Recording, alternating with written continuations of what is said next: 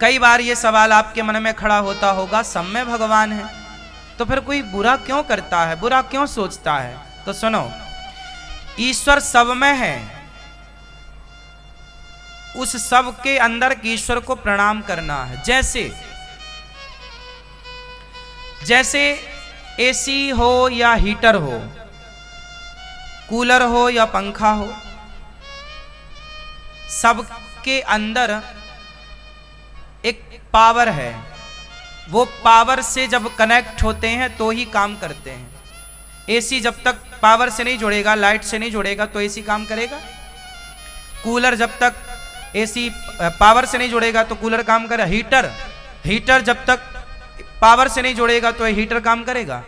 देखो ये सारी डिवाइस जितनी भी हैं ये सब किससे जुड़ के काम करती हैं? जोर से पावर। मतलब सबको क्या चाहिए? पावर। तो जो हमारे भीतर पावर है, देखने का पावर, सुनने का पावर, चलने का पावर, बोलने का पावर, उस पावर के रूप में सबके भीतर परमात्मा है। सबके भीतर क्या है? अब आगे चलते हैं। जिस पावर से एसी चलती है उसी पावर से हीटर भी चलता है, हाँ या ना? एसी कमरे को ठंडा करती है और हीटर कमरे को, दोनों का काम अलग अलग है, जबकि दोनों को पावर देने वाला पावर पॉइंट एक सेम है, हाँ या ना? अब ये ईश्वर ने आंखों को देखने का पावर तो दिया है, कानों को सुनने का पावर तो दिया है, वो जो पावर है वो ईश्वर है, लेकिन उस आंख से अब आपको देखना क्या है ये आपका डिसीजन है कि आंख से भगवान के चरण देखें या किसी और गंदगी को देखें। कान से भगवान की कथा सुने या निंदा चुगली सुने। ईश्वर ने सुनने का पावर दिया है, अब क्या सुनना है ये डिसीजन आपका है। पावर देगा, बिजली पावर दे रही है हीटर को और एसी को, उसने पावर दिया, अब उस पावर को आप हीटर के रूप में कन्वर्ट करते हैं या एसी के रूप में कन्वर्ट करते हैं, वो अंदर जो सिस्टम है वो तय करेगा, हाँ या ना? उसी तरह ईश्वर तो देखने का पावर दे रहे हैं, पर आपके अंदर जो डिवाइस लगी हुई है मन की, आपकी बुद्धि की, वो मन निर्णय लेता है कि क्या देखें और क्या ना देखें, क्या सुने और क्या ना सुने, कहां जाएं और कहां ना जाएं, क्या खाएं और क्या ना खाएं। तो देखने का पावर है, पर अब मन ये निर्णय लेगा कि क्या देखना है और क्या, बुद्धि ये निर्णय। इसलिए हमारे यहां चारों को एक बोला जाता है, चतुष्टय, अंतःकरण चतुष्टय। पहले ये याद कर लो, काम आएगी सारी जिंदगी। हमारे भीतर एक पॉइंट होता है जैसे अंतःकरण चतुष्टय बोला जाता है। एक बार बोल के बताओ, अंतःकरण चतुष्टय मीन्स चार चीजें जो हमारे भीतर हैं। क्या क्या? बोलो मन, मैया, ओ पीछे वाली मैया, बोलो मन, बुद्धि, चित्त, अहंकार। ये चार हैं तो चारों की व्याख्या भी अलग है, चारों के काम भी अलग हैं, पर ये चारों का एक समूह, चारों एक है। जैसे आपके घर में जहां आप चार्जर फंसाते हैं, प्लग होता है ना, उस प्लग में छेद कितने होते हैं? है ना? 5 छेद होते हैं उसमें, लेकिन जो आप डिवाइस उसमें यूज करते हैं उसमें कितने पॉइंट होते हैं? 3। उसमें कितने होते हैं? 3 है। 3 पर 3 है तो सही, पर है एक, क्योंकि उन तीनों के मिलके अंदर जो फिर करंट आगे जाएगा वो एक जाएगा, हाँ या ना? तीनों को फिर एक करंट तो एक ही है ना, करंट तो 3 नहीं है। व्यवस्था में तार 3 है, फेस 3 होते, फेस 1, फेस 2, फेस 3, पर तीनों मिलकर काम एक ही तो कर रहे हैं, हाँ या ना? उसी तरह ये 4 हैं, वहां प्लग में छेद 5 हैं, और यहां हमारे भीतर सिस्टम कितने हैं? 4। इन 4 का खेल है साहब। ये 4 समझ में आ गए तो बहुत सारी उलझन सुलझ जाएगी, सारी गुत्थी खत्म। ये चार को मैं आज समझा दूं आपको, यदि फुर्सत हो तो। किस किस को समझना है ये चार? मैया आप ना समझोगी मेरी मां। चार, पहला है मन। पूरा खेल किसका? मन का। दुख की जड़ कौन? सुख की जड़ कौन? मन। तो मन है मालिक, मन है, लोग नहीं बोलते ये तो अपने मन का मालिक है, ये तो अपने मन का करता है, करती है, मन का मालिक है, मन की मालकिन है, मीन्स मन माना। तो मन है राजा, इसलिए इस राजा को कंट्रोल में करना है। मन क्या करता है? यह वस्तु पड़ी है। अब देखो मन का खेल क्या है, मैं आपको आपके शरीर के फंक्शन समझा रहा हूं। कंप्यूटर तो आप समझते हैं, ईश्वर ने जो कंप्यूटर बनाया उस कंप्यूटर का नाम है मनुष्य। ईश्वर ने जो कंप्यूटर बनाया उसका नाम क्या है? आप कौन है? ईश्वर के बनाए एक कंप्यूटर है, जिसके अंदर सिस्टम क्या क्या है वो आपको ही नहीं पता। इसका ब्रेक कहाँ है, एक्सीलेटर कहाँ है, कैसे से कंट्रोल करना है, कैसे फ्लो में आगे बढ़ाना है, आपको ज्ञान हो जाए तो आप ऋषि हो जाएंगे।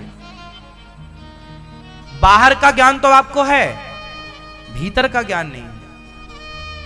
इसलिए व्यक्ति अशांत है, क्योंकि आज का व्यक्ति बहिर्मुखी तो है, अंतर्मुखी नहीं। अच्छा, बहिर्मुखी और अंतर्मुखी में क्या अंतर है? मैया, ये बहिर्मुखी क्या है? जो बाहर को देखे, जो बाहर सुख ढूंढे वो बहिर्मुखी है, और जो भीतर देखे, भीतर सुख ढूंढे वो अंतर्मुखी है। आप ये बताओ, सुख बाहर है या भीतर है? शांति बाहर है या भीतर है? बोलो जोर से। सब कुछ भीतर है, बाहर तो कुछ भी नहीं है। सारा खेल भीतर से है। यदि आप भीतर से स्वस्थ हैं तो बाहर का संसार अच्छा लगेगा। आप भीतर से अस्वस्थ हैं तो बाहर सोना पड़ा हो आपको मजा नहीं आएगा। मतलब खेल कहां से है? भीतर से है। हाँ या ना? आप जिस दिन बीमार पड़ते हैं, तेज बुखार होती है, उस दिन आपको बाहर का कुछ भी अच्छा नहीं लगता।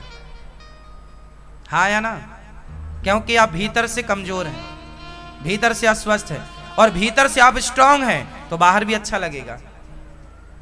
आप स्वस्थ हैं, भीतर से स्ट्रांग हैं, तो आपको कुल्लू मनाली में मजा आएगा, बर्फ में घिसटने में मजा आएगा।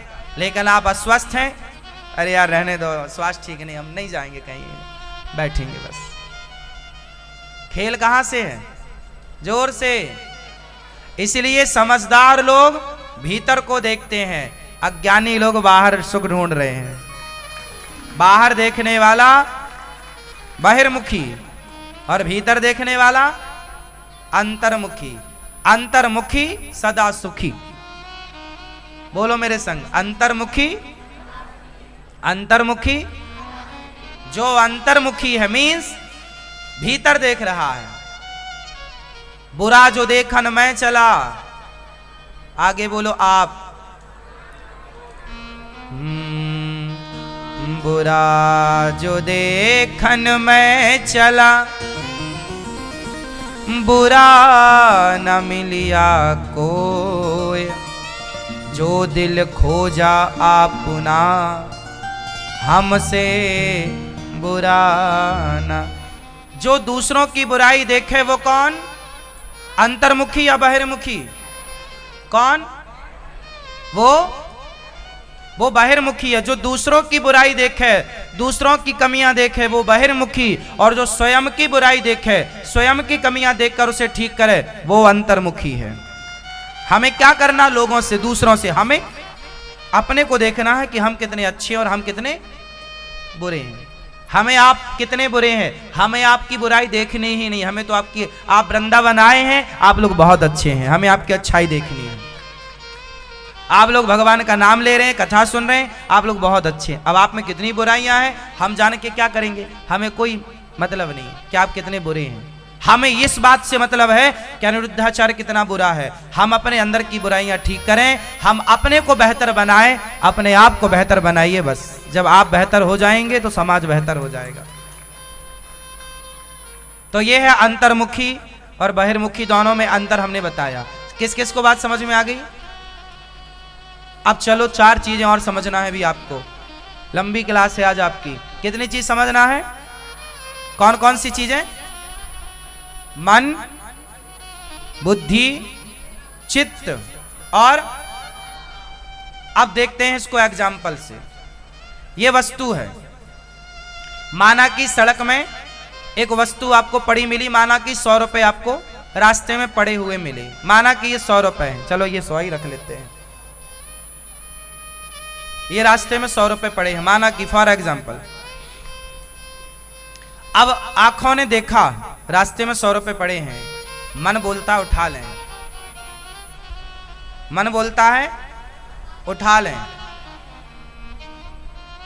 मन बोलता है नहीं नहीं नहीं उठाएं, किसी का गिरा होगा, जिसका गिरा होगा वो परेशान होगा। एक मन करता है उठा लें और एक मन करता है ना उठाएं। आपका भी तो मन ऐसी करता है ना, एक मन करता है जाएं, एक मन करता है ना जाएं। मतलब मन का काम है संकल्प विकल्प करना, उठाऊं कि ना उठाऊं, उठाऊं कि ना उठाऊं। ये निर्णय अभी लिया नहीं, अभी चल रहा है, उठाएं कि ना उठाएं। ये किसका काम है?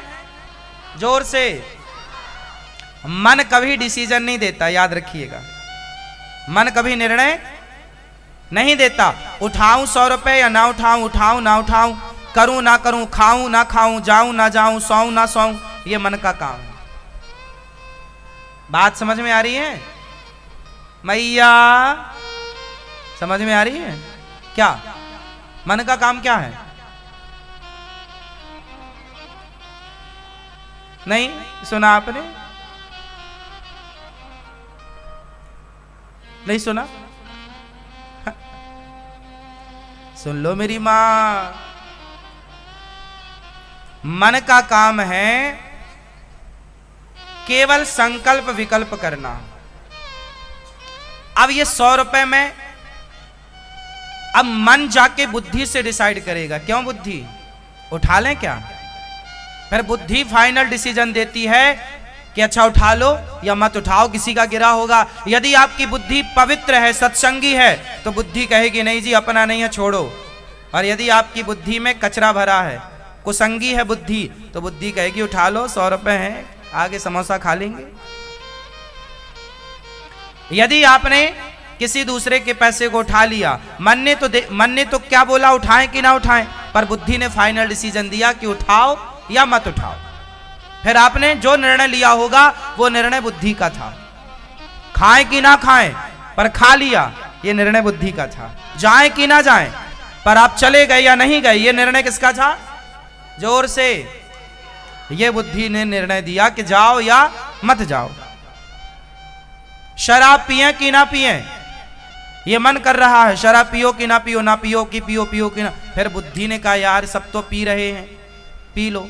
फिर बुद्धि ने कहा नहीं यार सब पी रहे हैं तो क्या हुआ, अपन क्यों पियो, अपन क्यों बिगड़ो, अपन क्यों गलत चलो। आपकी बुद्धि जितनी पवित्र होगी उतना बढ़िया निर्णय आपको निकाल कर देगी। तो ये निर्णय लेना किसका काम है? जोर से।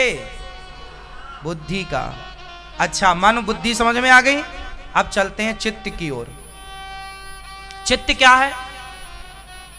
चित्त मतलब लोग नहीं बोलते भाई चित्त लगा के काम करो, मतलब किसी काम में डूब जाना।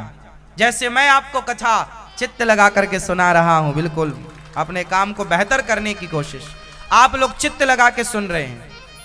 तो ये जो चित्त है ये आपकी एकाग्रता को बढ़ाता है। ये चित्त का काम है आपके एकाग्रता को बढ़ाना, आपको एकाग्र करना। चित्त क्या करता है? सब चीजों को आपसे दूर कर देता है और एक फोकस करता किसी एक काम में। आप जो कर रहे हैं, आप पढ़ाई कर रहे हैं और यदि, इसलिए माँ बाप क्या बोलते हैं, चित्त लगा के पढ़ो। चित्त का काम जो है वो सारी जितनी भी डिवाइस, जितने भी आपके अंदर थॉट आ रहे हैं, वो गलत थॉटों को सब खत्म कर देता है। अभी जैसे मैं आपके सामने बैठा हूं, कथा सुना रहा हूं, अभी मेरे अंदर कोई विचार नहीं है, केवल कथा सुनाने का विचार है, कोई और भला विचार बुरा विचार और कुछ नहीं। मैं जब यहां कर बैठता हूं तो सारे विचार कनेक्शन कट हो जाते हैं, क्योंकि मेरा चित्त लग जाता है। इसलिए जो जिसका चित्त लगेगा, जैसे गाड़ी चलाने वाला ड्राइवर चित्त लगा के चलाएगा तो एक्सीडेंट नहीं होगा, और उसका चित्त जरा डगमगाया तो ही गाड़ी गड्ढे में जाएगी। तो चित्त क्या करता है, आपके मन को एक फ्लो देता है, एक गति देता है, और सारी चीजें कट कर देता है। जितना भी थॉट हैं, जितने भी विचार अच्छे या बुरे, सबसे वो आपको हटाता है। जैसे आप ध्यान करते हैं, मेडिटेशन, ध्यान, जब ध्यान करते हैं आंखें बंद होती हैं, और यदि आप आंखें बंद करके जरा कनेक्ट हुई ईश्वर से तो हर विचार खत्म हो जाता है और आप मिल जाते। उसी को बोलते हैं चित्त। चित्त लग गया मतलब ईश्वर से आप कनेक्ट हो गए। किसी भी काम को एकाग्रता से करने का नाम एकाग्रता, मतलब आपका मन लग गया, उसी लगन को चित्त कहते हैं। उस समय को चित्त कहा जाएगा जितने समय में आपका मन बिल्कुल एक फ्लो में चला। समझ में आई? समझ में आई? हाँ या ना? किस किस को आई? अभी पूछूंगा सारा, इतनी महंगी चीज सुना रहा हूं आप लोगों को, कीमती चीज। आज तक आप लोगों ने ये नहीं जाना कि क्या है, अब इसके आगे फिर और बताएंगे क्या है विषय है। मन, बुद्धि, चित्त, और चौथा है अहंकार। अहंकार, ये अहंकार सबके भीतर होता है, इसके बिना कोई रह नहीं सकता। यदि आपके अंदर अहंकार नहीं हुआ तो आप पागल हो जाएंगे। बताओ कैसे? ये चश्मा वाली मैया बताएंगे हमारी। आप बताओ, यदि आपके अंदर अहंकार नहीं हुआ तो आप पागल कैसे हो जाएंगे? नहीं? हाँ ना? देखो, अभी आप लोगों ने अपने आप को बिल्कुल नहीं जाना। अभी तक आप लोगों ने अपने आप को बिल्कुल नहीं जाना, और ना आप जान पाते। कितने मर गए बिना जाने, करोड़ों मर गए, वो ये नहीं जान पाए कि मैं कौन हूं। और ये चौथा है अहंकार। सोचो कि आपके अंदर अहंकार ना होगा तो आप पागल हो जाएंगे। कैसे? सोचो, सुनो, आप कौन हैं? आपको आपका नॉलेज है ना कि मैं फलाने का बेटा हूं, फलाने का बाप हूं, मेरा नाम ये है, मैं वहां रहता हूं। ये क्या है? यही तो अभी अहंकार है। ये गुड अहंकार है। दो अहंकार होते, एक बैड अहंकार, एक गुड अहंकार। बात समझो, बात समझना। अहंकार कितने प्रकार का होता है? दो प्रकार का। एक गुड अहंकार होता है, एक बैड अहंकार होता है। हर चीज दो होती हैं। काम, क्रोध, लोभ, मोह भी गुड होते हैं और बैड भी होते हैं। इन दोनों पर मैं पहले कई बार बात कर चुका हूं। अभी केवल आप ये समझो कि अहंकार दो प्रकार का है। एक अहंकार ये है कि जी मैं पैसे वाला हूं, मेरा ये, मेरा वो, मैं ये, मुझे नहीं जानते। ये बैड अहंकार, ये गलत अहंकार है। ये कैसा अहंकार है? जोर से, ये गलत है। लेकिन एक अहंकार सही भी है। अहंकार ही तो है जो ये ज्ञान कराता है कि आप फलाने की माँ हो, ये मेरा बेटा है, ये मैं अनिरुद्धाचार्य हूं। आप पूछेंगे आपका नाम क्या, तो मुझे बताना पड़ेगा मुझे अनिरुद्धाचार्य कहते हैं। अनिरुद्धाचार्य, ये मेरा हाथ है, ये मेरा पाँव है, ये मेरा सिर है, ये मेरे बाल है, ये मेरा हृदय है, ये मेरा पेट है। ये जो मुझे ज्ञान है, मुझे मेरा, वो किसकी बदौलत है? अहंकार यही जो आपको आपसे आपका परिचय कराता है। यदि सोचो ये अहंकार आपके अंदर ना हो, अहंकार आपके अंदर समाप्त हो जाए, तो फिर व्यक्ति पागल हो जाता है। पागल कौन? नाले में पड़ा, उसे पता ही नहीं मैं कौन हूं, किसका बेटा हूं, कहां मेरा घर है। कोई उसे नाले का पानी पिला दे तो पी लेता है। तो पागल, पागल कौन है? पागल वो होता है जिसके अंदर से मन, बुद्धि, चित्त, अहंकार में अहंकार शक्ति नष्ट हो जाती है। अहंकार शक्ति नष्ट हुई तो उसे खुद का परिचय पता नहीं है कि मैं कौन हूं, मैं किसका बेटा हूं, मैं किसका भाई हूं, मैं कहां से हूं? पागल को कुछ पता होता है? उत्तर दो। पागल का क्या ब्लॉक हो जाता है? एटीट्यूड, अभिमान, वो गुड़ अभिमान, गुड़ अहंकार, वो खत्म हो गया तो उसे ये क्षमता खत्म। अब जैसे कई लोग ना, कुछ लोग होते हैं, कुछ बच्चे होते हैं, ऐसे होते हैं उन्हें कुछ भी नहीं पता होता कि उन्होंने कपड़ा पहना है कि वो कपड़े नहीं पहने, खाया है कि नहीं खाया, माँ ने खिलाया तो खाया, नहीं खिलाया तो नहीं। बच्चे कुछ होते हैं ऐसे, आपने बहुत सारे ऐसे देखे होंगे जो बिल्कुल कुछ भी उनके अंदर पावर नहीं है, वो खुद को भी नहीं जानते। हाँ या ना? क्या कमी है? उन्हें यह ज्ञान नहीं है कि मैं कौन हूं, मेरी मां कौन है, मेरा बाप कौन है। ये मुझे आप मेरे से पूछेंगे ना, आपके पिता का नाम क्या, मुझे बताना पड़ेगा कि मेरे पिता का नाम ये है, श्री राम नरेश तिवारी। आप मेरे से पूछेंगे कि आपकी मां का नाम क्या, मुझे बताना पड़ेगा, श्रीमती छाया तिवारी। तो मुझे ये ज्ञान है, यदि ये ज्ञान मुझे ना हो तो मैं पागल हो जाऊंगा। हाँ या ना?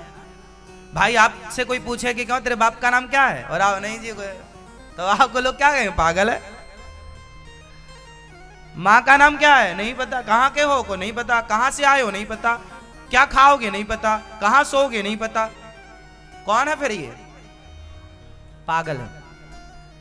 तो मन संकल्प विकल्प करता है, बुद्धि डिसीजन देती है, चित्त एकाग्र करता है, और अभिमान जो अहंकार, मन बुद्धि चित्त अहंकार, ये अहंकार आपका परिचय है, ये अहंकार आपका परिचय है। ये चार चीजें जो हमारे भीतर हैं, इन्हें ही अंतःकरण चतुष्टय कहते हैं, और पूरा खेल इनका होता है। तो अभी हमने आपसे एक सवाल किया था कि जब सब भगवान हैं तो फिर कोई बुरा क्यों करता है? ये सवाल से हमारी ये बात शुरू हुई थी ना, कि सारे लोग यदि भगवसीय राम मैं सब जग जानी, सब यदि भगवान हैं तो फिर हम बुरा करते हैं, तो कौन बुरा करता है? तो सुनो, भगवान का काम है पावर देना, लेकिन जो मन बुद्धि चित्त अहंकार है, इन ये चार पावर हमारे भीतर हैं। अब इन चार पावर का जो सदुपयोग करे वो तो साधु है, अच्छा है, और जो दुरुपयोग करे, क्योंकि परमात्मा का काम है, बिजली का काम है एसी को, हीटर को पावर देना। अब उनके अंदर की डिवाइस ये तय करेगी कि कमरे को गर्म करने वाली डिवाइस लगी है या ठंडा करने वाली लगी है। तो ईश्वर का काम है आंखों को देखने का पावर, कानों को सुनने का पावर, बोलने का। अब देखो, बोलने आप बोल सकते हैं, बोलिए जरा कुछ, बोलो राधे। देखो आपके पास बोलने का पावर है, आप बोल सकते हैं। अब क्या बोलना है? राधे राधे बोलना, कृष्ण कृष्ण बोलना है, कि किसी को गाली देना है, कि किसी की निंदा करना, चुगली करना, ये पावर तो बोलने का है। अब बोलना क्या है, ये मन बुद्धि चित्त अहंकार तय करेंगे, और वो मन बुद्धि चित्त अहंकार के मालिक आप हैं, वो आपकी संपत्ति है।